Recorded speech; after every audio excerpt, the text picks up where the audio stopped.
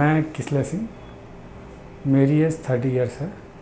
मैं बिहार से हूँ और मेरा 6 ईयर का बॉल्डनेस हो गया था। मेरे 23 साल की एज से बॉल्डनेस शुरू थी।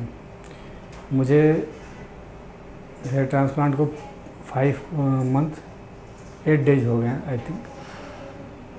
मुझे जब बाल्डनेस हो रही थी तो मैं बिल्कुल नर्वस वगैरह हो गया था। उस टाइम पे बिल्कुल हेयर नहीं थे।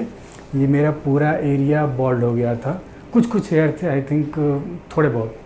आप 6 ईयर मतलब समझ सकते हो। आप ऑनलाइन जाके सर्च कर लो 6 ईयर बाल्डनेस कितनी होती है।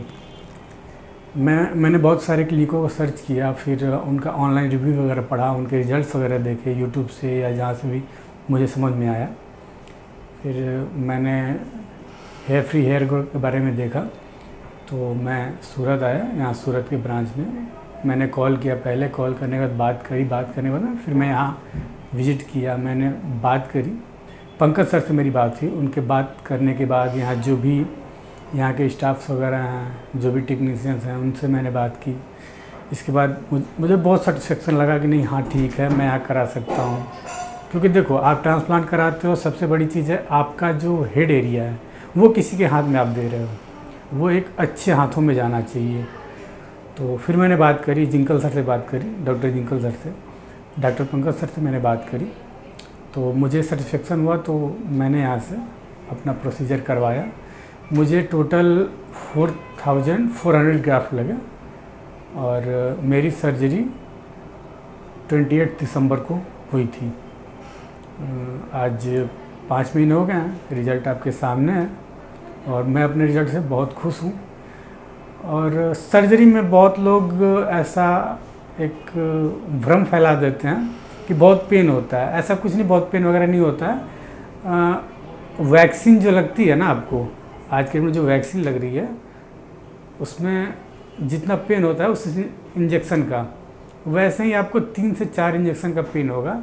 जब आपका फ्रंटल एरिया एक बार एनेस्थीसिया लग जाता है तो फिर सुन्न हो जाता है। इसके बाद आपको कोई पेन वेन नहीं होता। बहुत हल्का सा नॉमिनल समझ में आता है कि नहीं कुछ हो रहा है, पेन नहीं होता बिल्कुल। तो बहुत नॉर्मल है। और अगर आपको लाइफ चेंजिंग मोमेंट चाहिए तो आप सर्जरी कराओ। आप एक बार चेक करो, यहाँ आओ, विजिट करो।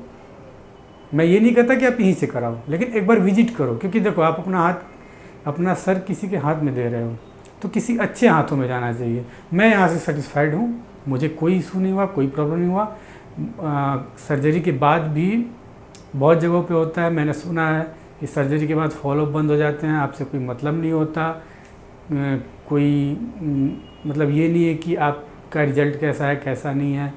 मुझे सर्जरी के बाद हर 15 दिन पे कॉल आते रहे हैं, सर आपका रिज़ल्ट कैसा है, क्या हो रहा है, कैसे हो, आपका क्या ट्रीटमेंट है, क्या नहीं है।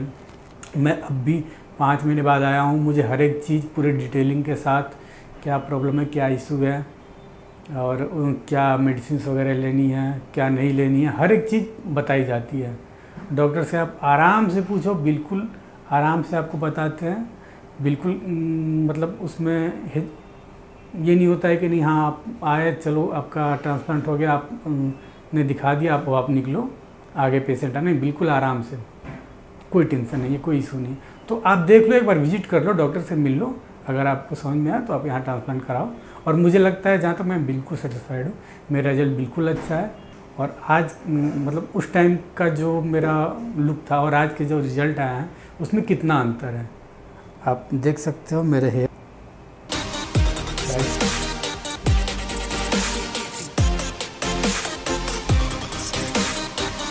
हेयर ग्रोथ में अगर आप ट्रांसप्लांट कराना है, आप बिल्कुल भी टेंशन फ्री होके यहाँ ट्रांसप्लांट करा सकते हो।